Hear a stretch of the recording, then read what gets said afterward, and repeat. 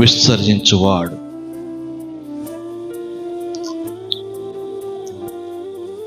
తాను తన కుటుంబములో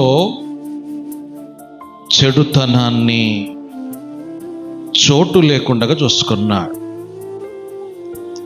తనలో తన కుటుంబంలో చెడుతనము లేకుండా చూసుకున్నట్టుగా మనం చూస్తున్నాం.